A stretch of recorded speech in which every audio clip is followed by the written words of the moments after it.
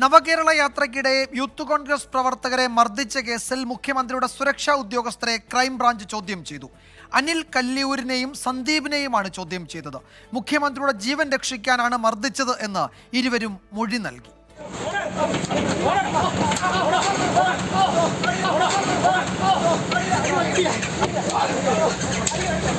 കഴിഞ്ഞ ഡിസംബർ 16-നാണ് മുഖ്യമന്ത്രിയും മന്ത്രിമാരും സഞ്ചരിച്ച നവകേരള ബസിനു നേരെ കരിങ്കൊടി കാണിച്ച യൂത്ത് കോൺഗ്രസ് സംസ്ഥാന general secretary Ajay Jewel Kuriakose, KSU ജില്ലാ പ്രസിഡന്റ് AD തോമസ് എന്നിവരെ മുഖ്യമന്ത്രിയുടെ ഗൺമാൻ അനിൽ കല്ലിയൂരും സംഘവും ചേർന്ന് മർദ്ദിച്ചത്. സംഭവം വലിയ വിവാദമായിട്ടും പരാതിയിൽ കേസെടുക്കാതിരുന്ന പോലീസ് പിന്നീട് കോടതി നിർദ്ദേശപ്രകാരമാണ് കേസെടുത്തത്. തുടർന്ന് കേസ് ജില്ലാ ക്രൈംബ്രാഞ്ചിന് കൈമാറി.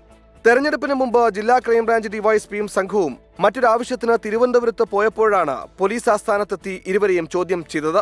മുഖ്യമന്ത്രിയുടെ ജീവൻ രക്ഷിക്കാനാണ് മർദ്ദിച്ചതെന്നും നവകേരള യാത്രയ്ക്കിടെ മുഖ്യമന്ത്രിക്കെതിരെ ഉണ്ടായ പ്രതിഷേധങ്ങൾക്കെല്ലാം അക്രമ സ്വഭാവം ഉണ്ടായിരുന്നുവെന്നും ഇരുവരും മൊഴി നൽകി.